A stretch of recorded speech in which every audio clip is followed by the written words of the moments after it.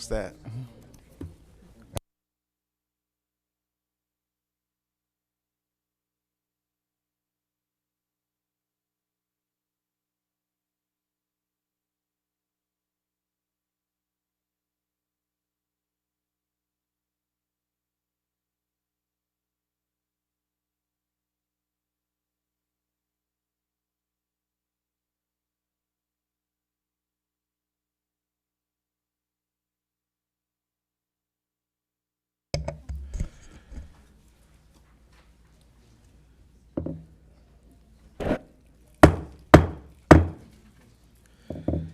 All right, the House Economic Development and Small Business Committee will come to order.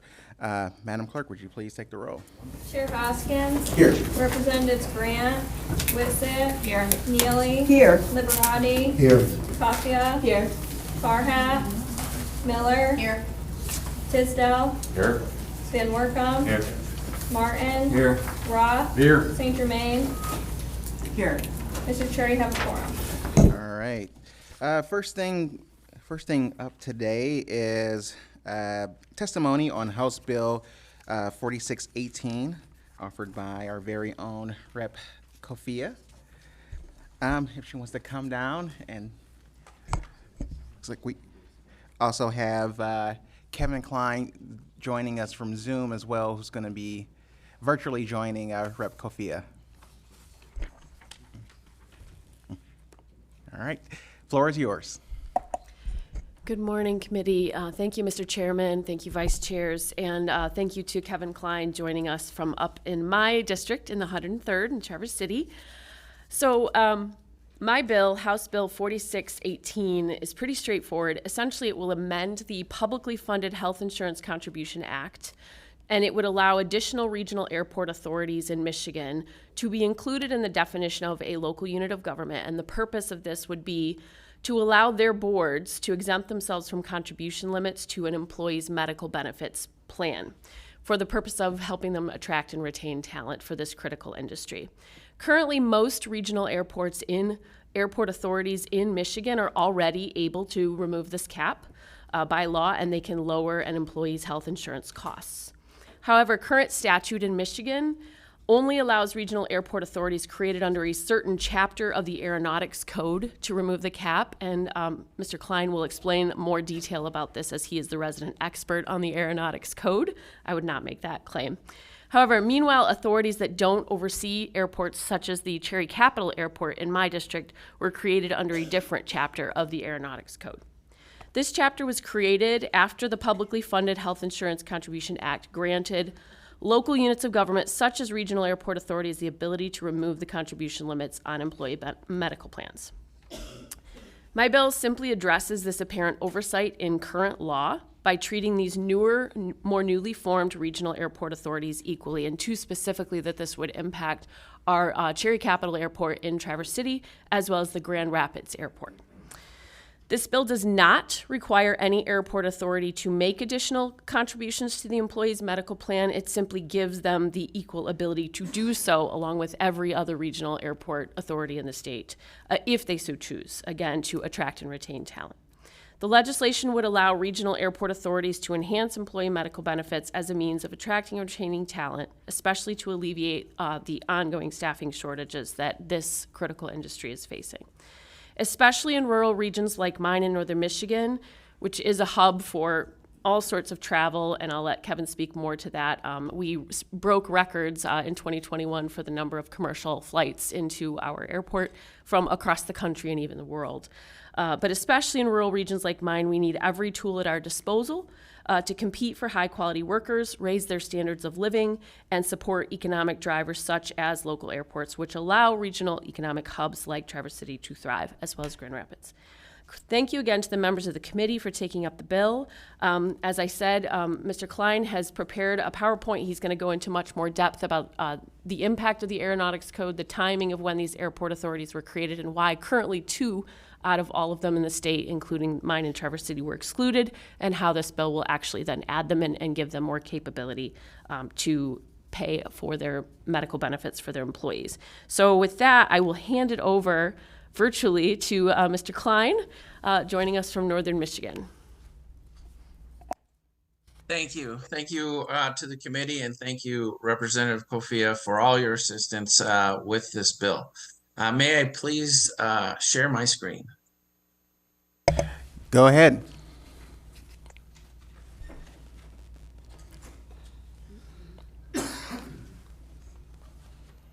Good morning. And I'm Kevin Klein, CEO of the Northwest Regional Airport Authority, Cherry Capital Airport. I also am the legislative chair for the Michigan Association of Airport Executives. The Michigan Association of Airport Executives is a professional organization that basically represents airport executives to fulfill their responsibilities to the communities they serve. We represent from our largest airport in the state of Michigan at Detroit Metro to our smallest airports that have grad strips throughout our communities. Airports in Michigan provide an infrastructure that consists of over 220 licensed airports and public heliports. 17 of those airports are commercial service airports. They all contribute to our robust and vibrant aviation system in the state of Michigan, connecting our travelers and businesses and emergency responders, not only throughout our state, but to the world. The economic impact that our aviation contributes to the Michigan economy is over $22 billion annually. And this is represented from the FAA data.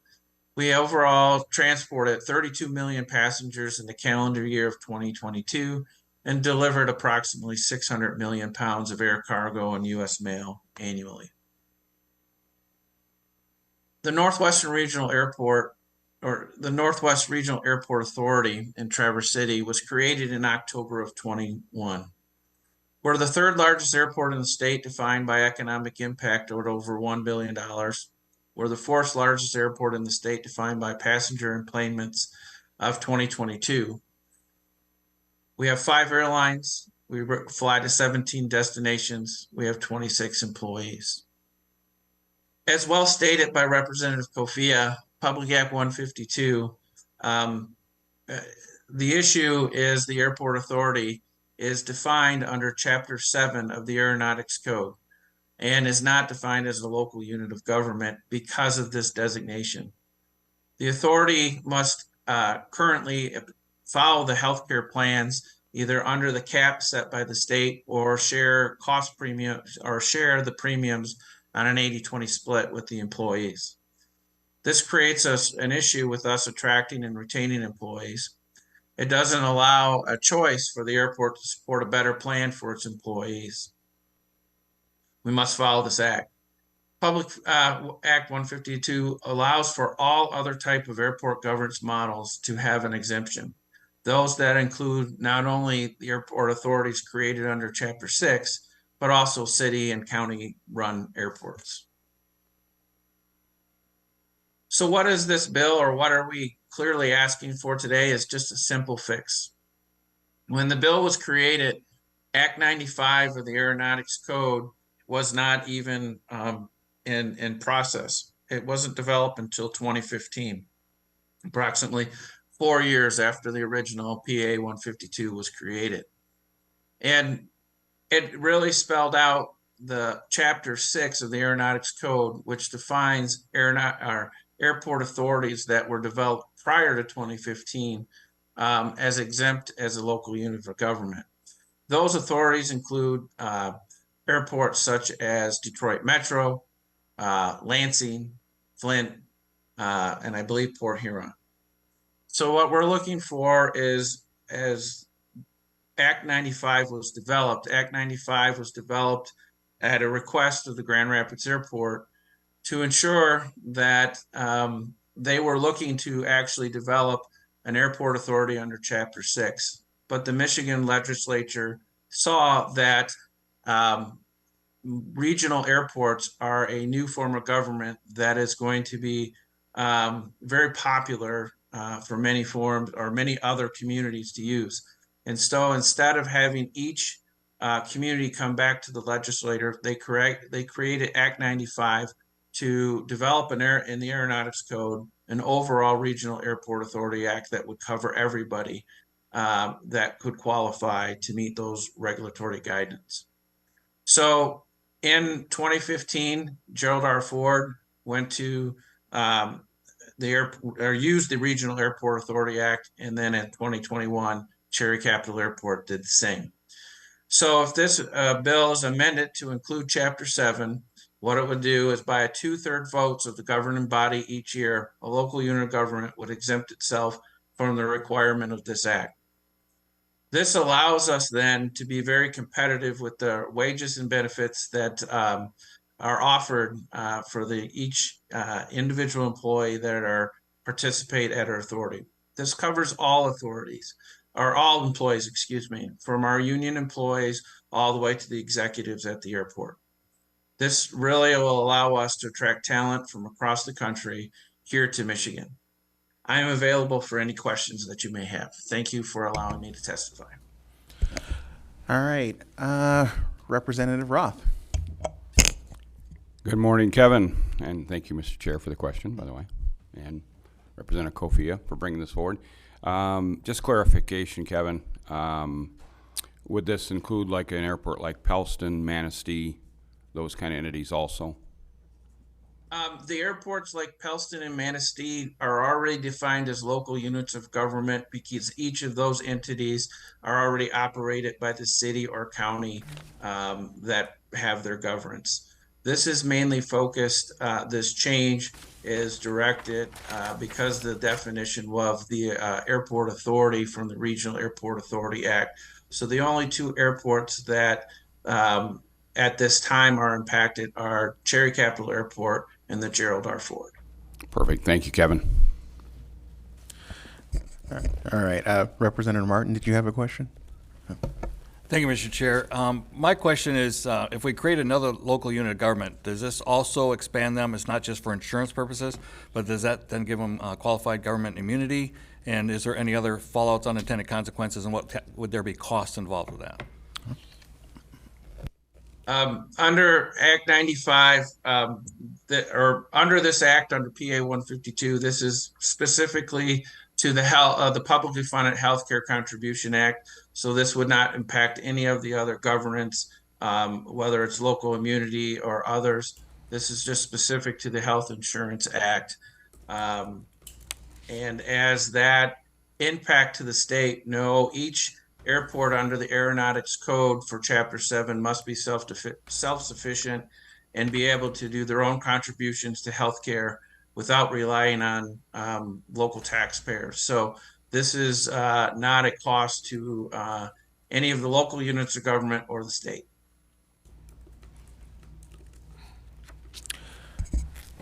All right, are there any more questions from committee members?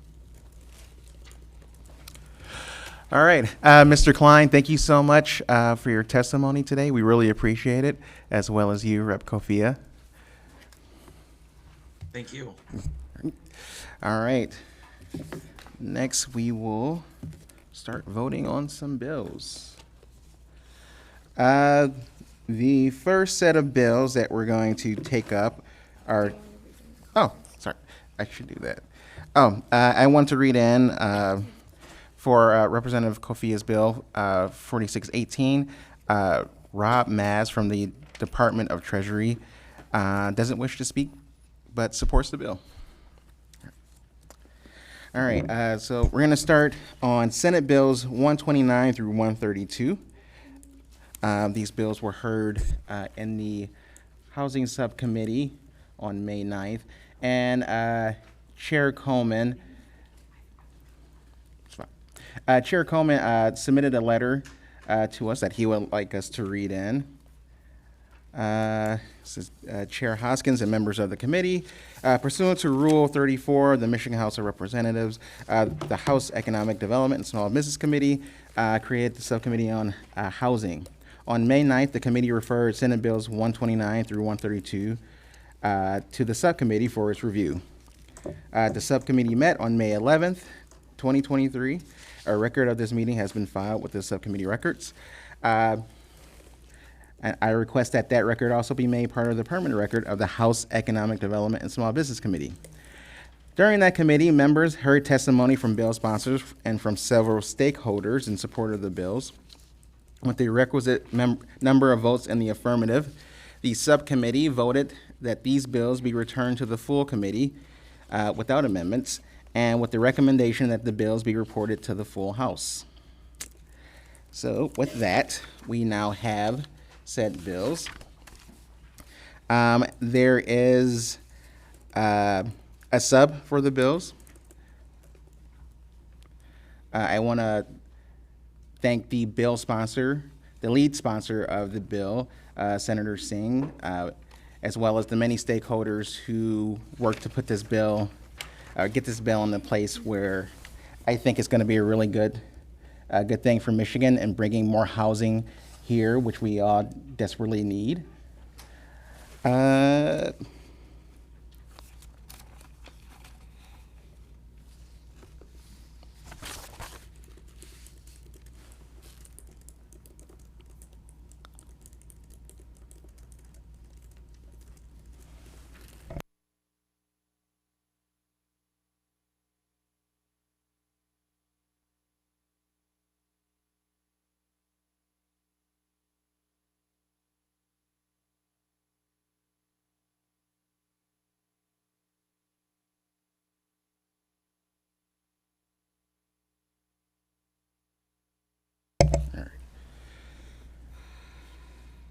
All right. Looks like the substitute just made a few changes. Ensure that the pilot's payment in lieu of taxes payments are included in the amount captured in a TIF. Ensure that there's coordinating between MSHDA and MEDC on reporting requirements. Took out some language dealing with transformational brownfields, and ensures that, subject to local and state approval, all types of housing are eligible to be utilized, to utilize the same tax increment financing options for developers. I got a few cards to read in. Not wishing to speak in support of the bill, Mark Garsha from MSHDA. In support of the bills, Jessica Akmoudi from Community Economic Development Association of Michigan. Not wishing to speak in support of the bill, Bill Jackson on behalf of the city of Grand Rapids. Not wishing to speak in support of the bills, Alex Morris from the Michigan Bankers. Not wishing to speak in support of the bill, John Lindley from the Michigan Manufactured Housing Association. Not wishing to speak in support of the bill, Brad Ward from the Michigan Realtors. Not wishing to speak in support of the bill, Judy Allen from the Michigan Township Association. With that, Representative Neely moves to adopt substitute H4 for Senate Bill 129. Madam Clerk, would you please call the roll? On the motion to adopt, Chair Hoskin, Yes. Representatives Grant, Whitsitt, Yes. Neely, Yes. Liberati, Yes. Koffia, Yes. Farhat, Yes. Miller, Yes. Tisdale, Yes. Van Workum, Pass. Nope. I'll adopt it, so, yes. Martin, Yes. Roth, Yes. St. Germain. Yes. Mr. Chair, you have 12 yeas, no nay, no pass. The substitute H4 for Senate Bill 129 is adopted. All right. Representative Whitsitt moves to report Senate Bill 129 with recommendation as substitute H4. Madam Clerk, would you please call the roll? Yeah. Chair Hoskins, Yes. Representatives Grant, Whitsitt, Yes. Neely, Yes. Liberati, Yes. Koffia, Yes. Farhat, Yes. Miller, Yes. Tisdale, Pass. Van Workum, Pass. Martin, Pass. Roth, Pass. St. Germain. Yes. Mr. Chair, you have 7 yeas, no nays, 5 pass. Senate Bill 129 is reported with recommendation as substitute H4. All right. Representative Farhat moves to report Senate Bill 130 with recommendation. Madam Clerk, would you please call the roll?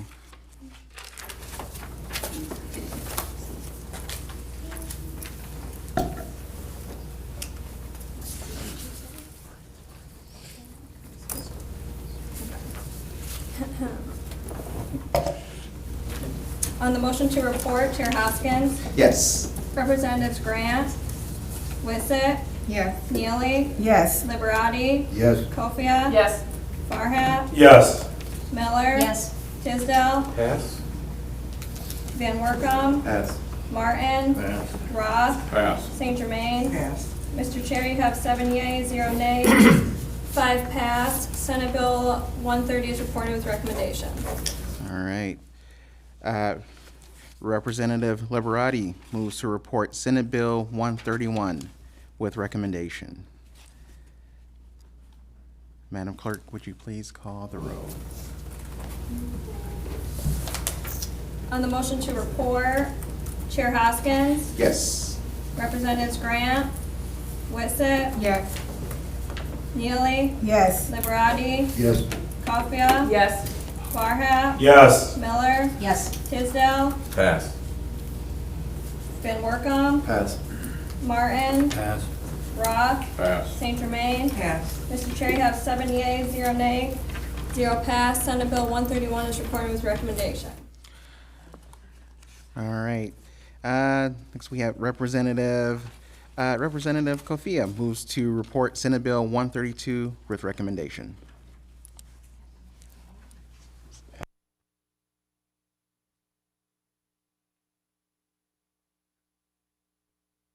Madam Clerk, would you please call the roll? On the motion to report, Chair Hoskins, Yes. Representatives Grant, Wissett, Yes. Neely, Yes. Liberati, Yes. Kofia. Yes. Farhat, Yes. Miller. Yes. Tisdale, Pass. Van Workum, Pass. Martin, Pass. Roth, Pass. St. Germain. Yes. Mr. Chair, you have 7 yeas, 0 nays, 5 passed. Senate Bill 132 is reported with recommendation. All right, thank you. Next, we will move to vote and report out Senate Bill 289 dealing with transformational brownfield plans. We took this up on May 23rd. I also want to thank the lead sponsor for that, Senator Moss, as well as the many stakeholders for working on a substitute, which addresses some of the issues that came up in committee, both in the House and the Senate. So with that, Representative Neely moves to adopt the substitute H1 for Senate Bill 289. Madam Clerk, would you please call the roll? On the motion to adopt, Chair Hoskins, Yes. Representatives Grant, Wissett, Yes. Neely, Yes. Liberati, Yes. Kofia. Yes. Farhat, Yes. Miller, Yes. Tisdale, Yes. Van Workum, Yes. Martin. Yes. Roth. Yes. St. Germain. Yes. Mr. Chair, you have 12 yea, no nay, no pass. Substitute H1 for Senate Bill 289 is adopted. All right. Representative Liberati moves to report Senate Bill 289 with recommendation as substitute H1. Madam Clerk, would you please call the roll? On the motion to report, Chair Hoskins, Yes. Representatives Grant, Wissett, Yes. Neely, Yes. Liberati, Yes. Kofia. Yes. Farhat. Yes. Miller, Yes. Tisdale, Yes. Van Workum, Yes.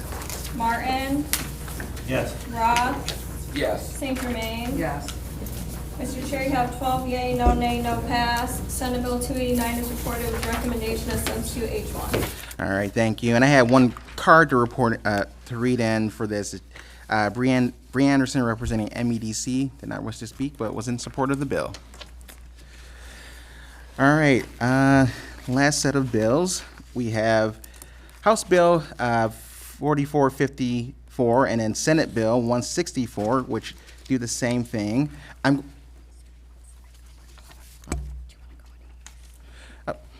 Go at ease. We're going to go at ease for a second at the call of the chair.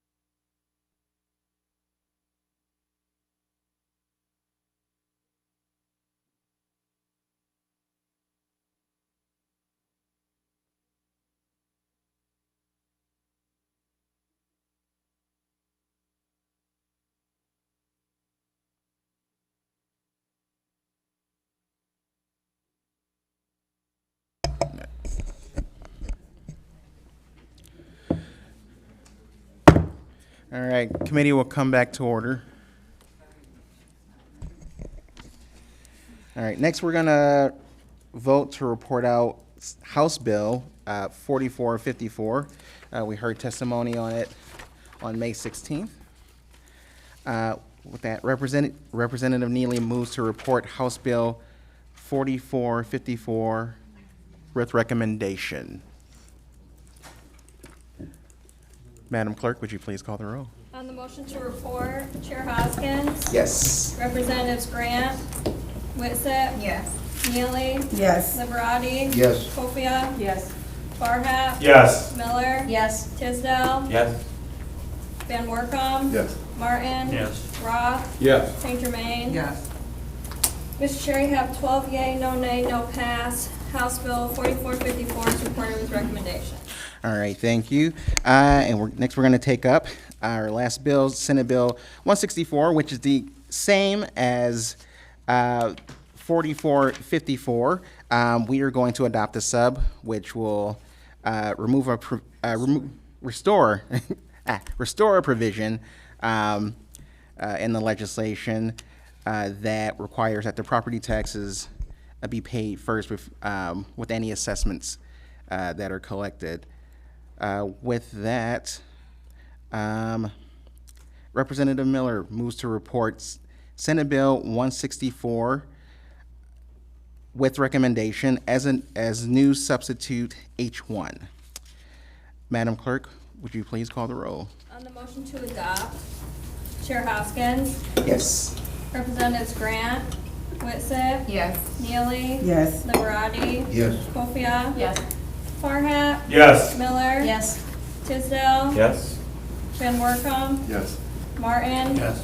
Roth. Yes. St. Germain. Yes. Mr. Chair, you have 12 yea, no nay, no pass. The substitute H1 is adopted. All right, thank you. And just for those as well, I have two cards here on both 4454 and Senate Bill 164. I have Marsha Hune representing Ann Arbor Spark, not wishing to speak in support of the bill, as well as Bree Anderson from MEDC.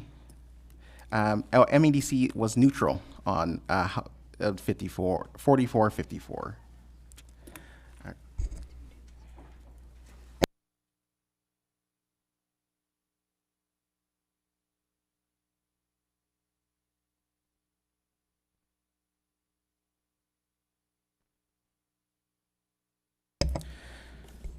All right. That Representative Kofia moves to adopt sub H1 to Senate Bill 164. Madam Clerk, would you please call the roll? On the motion to report, Chair Hoskins. Yes. Representatives Grant, Whitsitt. Yes. Neely. Yes. Liberati. Yes. Copia. Yes. Farhat. Yes. Miller. Yes. Tisdale. Yes. Van Workum. Yes. Martin. Yes. Roth. Yes. St. Germain. Yes. Mr. Chair, you have 12 yea, 0 nay, 0 pass. Senate Bill 164 is reported with recommendation as substitute H1. All right, thank you. Representative Miller moves to approve the minutes of the May 23rd meeting. Without objection, so ordered. Representative Farhat moves to excuse absent members. Without objection, so ordered. There being no further business before the committee will stand adjourned.